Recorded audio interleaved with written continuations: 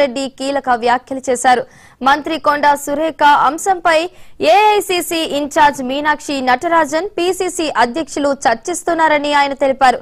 కాంగ్రెస్ లో నియంత పాలన ఉండదని, సమస్యలన్నీ టీకప్పులో తుఫాన్ లాంటివేనని, సద్దుమణుగుతాయని చామల కిరణ్ కుమార్ రెడ్డి అన్నారు. రేపటి బీసీ బంద్ కు కాంగ్రెస్ సంపూర్ణ మద్దతు ఇస్తుందని ఆయన తెలిపారు.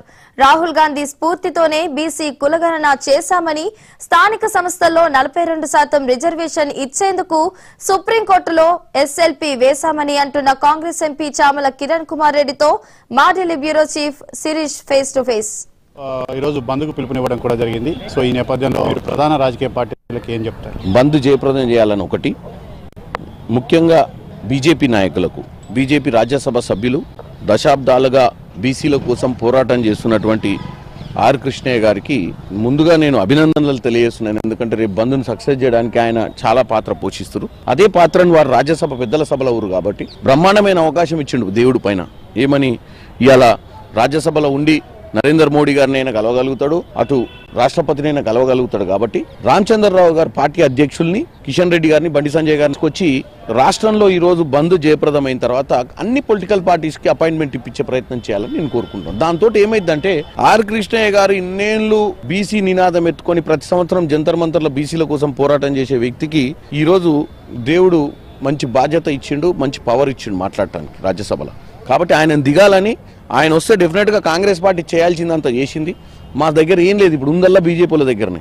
కాబట్టి ఇమీడియట్గా బీజేపీ వాళ్ళు ఆర్ కృష్ణయ్య గారి ఆధ్వర్యంలో ఈ బిల్లును, మా బిల్లు ఏదైతే పెండింగ్ ఉందో సుప్రీంకోర్టులో ఇప్పుడు నిలిపివేయబడ్డదో ఆ బిల్ని ఆల్రెడీ 6 నెలల నుంచి పెండింగ్ ఉంది, అది ఎక్కడ గవర్నర్ గారి దగ్గర, దాన్ని అప్రూవ్ చేయించమని కోరుకుంటున్నాం. ఇందిరా సహాని కేసు తర్వాత ట్రిపుల్ టెస్ట్ ద్వారా 42% రిజర్వేషన్లను పెంచుకోవచ్చని చెప్పి సుప్రీంకోర్టు చెప్పింది. డెడికేటెడ్ కమిషన్ ఏర్పాటు చేయడం, అన్ని వర్గాల యొక్క అభిప్రాయాలు స్వీకరించడం, అదేవిధంగా ఎవరికైతే రిజర్వేషన్ పెంచుతున్నారో వాళ్ళ డాటాని తీసుకోవడం. కానీ ఇక్కడ డాటాలో కాంగ్రెస్ పార్టీ చేసిన సర్వే ఏదైతే ఉందో అది సమగ్రంగా కూడా లేదు. ఆ సర్వే తప్పుల తడకగా ఉంది కాబట్టి బీసీలకు పూర్తిస్థాయి న్యాయం జరగడం లేదు. అందుకే మేము కాంగ్రెస్ పార్టీ ఏం చేయాలనో వాళ్ళు చెప్పడంలో తప్పులేదు. డెడికేటెడ్ కమిషన్ వేసినాం, అనుకున్న దానికంటే ఎక్కువ సాంకేతికంగా దాన్ని డోర్ టు డోర్ చేసి మరీ ఐడెంటిఫై చేసినాం. ఇంకా కూడా వాళ్ళు ఏదో తప్పులు కనిపెట్టాలి, ఇంకా కూడా కాంగ్రెస్ పార్టీ ఏదో మిస్ అయింది అనే దానికి క్లారిటీ ఇవ్వాలి సరిగ్గా. ఒకటి మీరు ఇందాక అడిగినట్టు ముస్లిం మైనార్టీలను బీసీలో చేకూర్చదట. ఆల్రెడీ ఉన్న రాష్ట్రాలన్నీ పోస్ట్ ఇండిపెండెన్స్ జరిగినటువంటి బీసీ రిజర్వేషన్లలో వాళ్ళని ఇంక్లూడ్ చేసినప్పుడు ముస్లిం మైనార్టీలలో బీసీ రిజర్వేషన్ల కిందికి వచ్చే వర్గాలు కాకుండా మిగిలిన వర్గాలను కూడా మీరు అందులో తీసుకొచ్చి ఇంక్లూడ్ చేసిన అనేది వాదన. ఆ విషయంలో క్లారిటీ అడుగుతున్నారు. క్లారిటీ ఏముంది, ఇప్పుడు బేసిక్గా వాళ్ళు ఉట్టిగానే డెంట్ కొడుతుర్రు. అటువంటిది ఏదైనా ఉంటే మేము ఓపెన్ డాక్యుమెంటే కదా. ఇప్పుడు వెనుకబడ్డ వాళ్ళు, గతంలో ఉన్నటువంటి బీసీలు, గతంలో వెనుకబడ్డ ముస్లింలనే మేము ఇంక్లూడ్ చేసినాం. దాంట్లో బ్యాక్వర్డ్ కమ్యూనిటీ అని కొత్తగా తీసుకొచ్చి నవాబులను తీసుకొచ్చి ఇంట్లో యాడ్ చేసిన పరిస్థితి ఏం లేదు.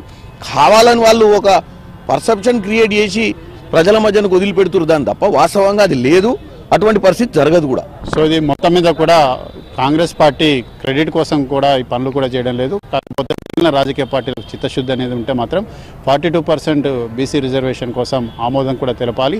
వాళ్ళు కాంగ్రెస్ పార్టీకి క్రెడిట్ రాకూడదన్న పేరుతోటి బీజేపీ, బీఆర్ఎస్ రెండు కూడా కలిసి రాజకీయం చేస్తున్నాయి. ఆ రాజకీయాలను ప్రజలు గమనించాలని చెప్పేసి కూడా చెప్తూనే ఆర్ కృష్ణయ్య లాంటి వాళ్ళు జోక్యం చేసుకొని